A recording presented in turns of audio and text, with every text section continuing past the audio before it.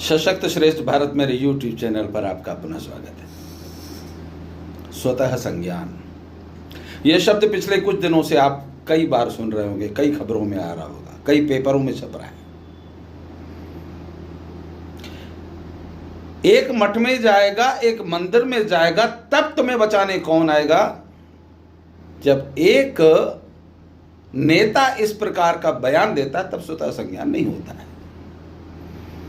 15 minute के लिए police हटा दो, हम भी बता देंगे कि हम भारत के अंदर कितने करोड़ हैं, स्वतः संज्ञान नहीं हुआ।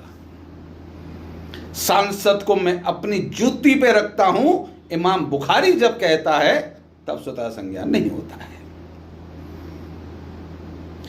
जब अजमेर के अंदर ढेरों बच्चियों के साथ बलात्कार का कांड खुलता है, स्वतः संज्ञान नहीं होता है। यह स्वतः संज्ञान एक दलित नेता को दबाने के लिए, एक दलित चेहरे को दबाने के लिए, एक दलितों की आवाज को दबाने के लिए क्यों चालू हुआ? यह देश के मतदाताओं को और पढ़े लिखे लोगों के लिए विषय होना चाहिए। माना कि किसी के शब्दों के जाल को आपने एक चक्रव्यूह के रूप में फंसाने का षड्यंत्र रचा।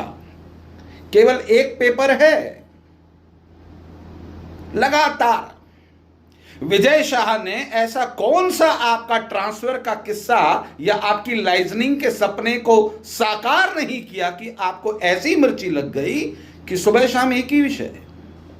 यह स्वतः संज्ञान लेने वाले जरा ये तो बता दें कि तारीख पे तारीख, तारीख पे तारीख, तारीख पे तारीख हजारों बच्चियों के साथ हुए बलात्कारों की सजाएं पेंडिंग पड़ी हैं, उस पर स्वतः संज्ञान नहीं लेना है। इस भारत के अंदर न जाने कितने विवाद ऐसे हैं जिनका निराकरण बहुत जरूरी है, उसमें स्वतः संज्ञान नहीं लेना है। लीजिए स्वतः संज्ञान, परंतु कभी इतनी भी तो हिम्मत जुटाइए, कभी इतना भी तो साहस दिखाइए। जिन लोगों के लिए रात को 2 बजे आप कोर्ट खोल दिया करते थे, अब वो सरकार नहीं है।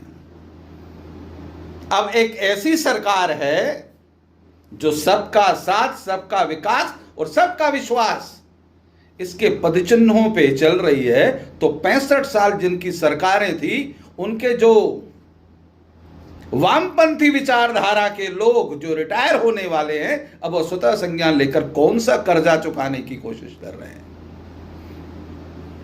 भारत के अंदर सेना का संपूर्ण सम्मान अगर कभी हुआ तो नरेंद्र मोदी जी की सरकार में।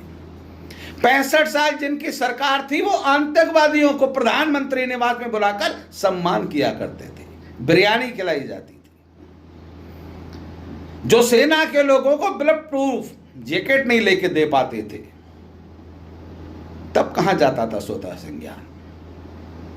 हमें कोई आपत्ति नहीं है स्वतः संज्ञान से, पर अब आपको स्वतः संज्ञान याद आ रहा है, अन्य विषयों पर कब स्वतः संज्ञान लेंगे? ओबीसी और ओबीसी के चचा जान न जाने कितने मुल्ला मौलवी भारत में खुली धमकियां देते हैं, तब कहां जाता है स्वतः संज्ञान वाले? उनसे कौन से थर थर कांपने की आपको आदत पड़ गई है? लीजिए ना स्वतः संज्ञान। तब इस देश के 80% सनातनियों को यह एहसास होता है कि वामपंथी विचारधारा और 65 साल जिस कांग्रेस की सरकार थी, उनके द्वारा स्थापित न्यायाधीशों द्वारा अपने आकाओं को संतुष्ट करने के लिए स्वतः संज्ञान लिया जाता है। एक अखबार केवल एक ही नेता के पीछे, क्या इस देश की जनता नहीं समझती है कि उस प्रिंट मीडिया आजकल लाइजनिंग का धंधा बन गया है? अगर उनने मंत्री जी ने कोई उनका ट्रांसफर या उनकी कोई एकाध फाइल रिजेक्ट कर दी होगी तो हाथ धोकर पीछे पड़ गए एक आदिवासी चेहरे के पीछे, जो मध्य प्रदेश में आदिवासियों की आवाज उठाता है। कभी आप दलित के पीछे पड़ जाते हैं, कभी आदिवासी के पीछे पड़ जाते हैं। क्या यह महसूस नहीं होता कि आज भी उस गरीबों की आवाज को दबाने की कोशिश की जा रही है?